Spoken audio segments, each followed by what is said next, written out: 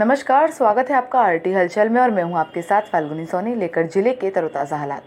चलिए सबसे पहले नजर डालते हैं आज की हेडलाइंस पर। बिजली बंद होते ही जिला अस्पताल की लिफ्ट में फंसे 4 अटेंडर, लाइट आने के बाद निकाला गया बाहर। जमीन विवाद को लेकर हुआ खूनी संघर्ष, पड़ोसी 3 युवकों ने बुजुर्ग पर तलवार से किया हमला। दशहरा मैदान में दीपावली के पर्व को लेकर लगेंगी फटाखा दुकानें, नीलामी की। कांग्रेस प्रत्याशी ने स्वर्गीय नंदकुमार सिंह चौहान की समाधि पर माल्यार्पण कर लिया आशीर्वाद।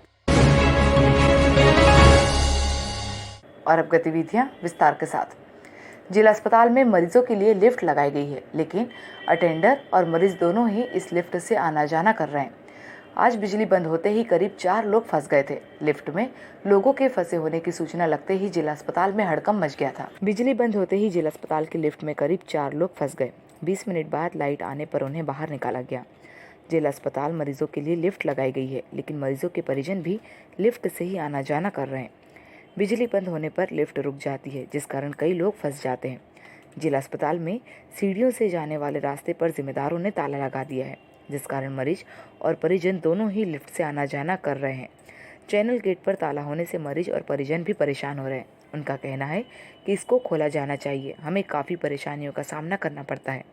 मेडिकल वार्ड तीसरी मंजिल पर होने से आने जाने में काफ़ी दिक्कतों का सामना करना पड़ रहा है, लेकिन जिम्मेदारों द्वारा इस पर कोई ध्यान नहीं दिया जा रहा, जिसका खामियाजा मरीज और उनके परिजनों को भुगतना पड़ रहा है। आज भी जिला अस्पताल के लिफ्ट बंद होने से 4 लोग लिफ्ट में फंस गए थे। लाइन आने के बाद फंसे लोगों को निकाला गया। जिम्मेदारों ने इस ओर ध्यान देना चाहिए, नहीं तो कोई बड़ी दुर्घटना घटने का अंदेशा बना हुआ है। चले जाता नहीं, आप पहले हो जाना पड़ेगा। यहाँ ये दरवाजा भी बंद है तो कहीं ना कहीं परेशान हो रहे हो आप। हाँ, ये बंद होने से ना। लालबाग के शिवाजी नगर में जमीन विवाद के मामले को लेकर खूनी संघर्ष हो गया। पड़ोसी 3 युवकों ने बुजुर्ग पर तलवार से हमला कर दिया, जिसमें बुजुर्ग गंभीर रूप से घायल हो गए। उपचार के लिए बुजुर्गों को जिला अस्पताल में भर्ती किया। जमीन विवाद के मामले को लेकर पड़ोसी 3 युवकों ने बुजुर्ग पर तलवार से हमला कर घायल कर दिया। घायल बुजुर्ग ने इसकी शिकायत लालबाग थाने में की है। फिलहाल घायल बुजुर्ग को उपचार के लिए जिला अस्पताल में भर्ती किया। प्राप्त जानकारी के अनुसार लालबाग के शिवाजी नगर में रहने वाले संतोष सूर्यवंशी और पड़ोस में रहने वाले लोगों से विवाद चल रहा था कि विवाद इतना बड़ा कि पड़ोसी 3 युवक हर्षल, सुभव और पवन ने तलवार से हमला कर दिया, जिससे संतोष के सिर में गंभीर चोट आई है। परिजनों ने संतोष को उपचार के लिए जिला अस्पताल पहुंचाया, जहां पर उसका उपचार जारी है। लालबाग थाना पुलिस ने मामला दर्ज कर जांच शुरू कर दी। हर्षल, शुभम, पवन मांडू ने मिलकर मेरे को मारा, चारों ने। गली वापर रहे, हमारे गली पे गली वापर रहे, गली उनके अंडर में नहीं, गली हमारी है। दीपावली के पर्व को लेकर दशहरा मैदान में फटाके की दुकानें लगना है, जिसको लेकर आज लाइसेंसधारी 60 फटाका व्यापारियों ने नीलामी में भाग लिया। उन्हें आज नगर निगम द्वारा दुकानों का आवंटन किया गया। दीपावली पर्व को लेकर फटाके की दुकानें दशहरा मैदान पर लगना है, जिसको लेकर आज नीलामी हुई। नगर निगम के असिस्टेंट कमिश्नर कमलेश पाटीदार मौके पर पहुंचे और उन्होंने नीलामी शुरू करवाई। इस वर्ष शासन की ओर से मान्यता प्राप्त लाइसेंसधारी 60 लोगों ने दुकानों के लिए आवेदन किया। पिछले वर्ष 58 लोगों के आवेदन आए थे, जिसमें से 45 लोगों ने फटाके की दुकान लगाई थी। इस बार भी करीब 60 लोग फटाके की दुकान लगाएंगे। असिस्टेंट कमिश्नर कमलेश पाटीदार ने बताया कि दशहरा मैदान पर दीपावली पर्व को लेकर फटाके की दुकानें लगना है, जिसको लेकर आज लेआउट डालकर नीलामी की प्रक्रिया की गई। अभी तक 60 आवेदन आए हैं, उन्हें दुकानें आवंटित की जा रही है। शासन के जो भी नियम और शर्तों के अनुसार इन दुकानदारों को पालन करने के निर्देश भी दिए गए। पालन नहीं करने वालों पर कार्यवाही की बात कही। इस दौरान बड़ी संख्या में पटाखा व्यापारी मौजूद थे। प्रतिवर्ष जैसे दिवाली के लिए पटाखों की दुकानों लगाई जाती है दशहरा मैदान पर, तो उसी कड़ी में इस बार भी ये नीलामी अभी की जा रही है। तो जिला प्रशासन द्वारा जिन लोगों को लाइसेंस जारी किए जा गए हैं, उन लोगों को ही इस नीलामी में शामिल करके इनको दुकानें लगाने के लिए हम जगह स्थान आवंटित कर रहे हैं। कांग्रेस ने प्रत्याशी राजनारायण सिंह और ठाकुर सुरेंद्र सिंह शाहपुर स्थित स्वर्गीय नंदकुमार सिंह चौहान की समाधि पर पहुंचे और उन्होंने चित्र पर माल्यार्पण कर माथा टेक आशीर्वाद लिया। कांग्रेस प्रत्याशी राजनारायण सिंह विधायक सुरेंद्र सिंह के साथ शाहपुर स्थित स्वर्गीय नंदकुमार सिंह चौहान के समाधि स्थल पहुंचे।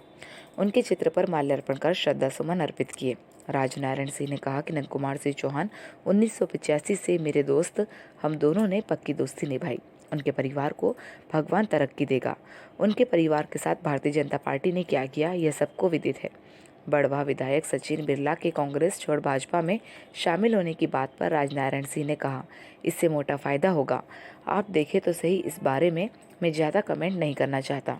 नंद कुमार सिंह जी सन 85 में मेरे बहुत अच्छे दोस्त थे और हमने दोस्ती दोनों ने पक्की निभाई और उनका परिवार भी जो है उनको भगवान तरक्की देगा और हम उनके मददगार हैं, क्योंकि देखो राजनीति एक अलग लाइन है, लेकिन व्यक्तिगत तौर से आज आप एक बात बताएं कि ये चुनाव तो ऐसा है कि जितनी ताकत से उनके परिवार के साथ भारतीय जनता पार्टी ने क्या करा सबको विदित है, इसलिए जितनी ताकत से कांग्रेस को वोट देंगे वही सच्ची श्रद्धांजलि नंद कुमार सिंह जी के लिए होगी। जिले के ग्राम दात पहाड़ी से 10वीं का कार्यक्रम संपन्न कर घर लौट रहे व्यक्ति की खकना रोड पर बाइक स्लिप होने से घायल हो गया।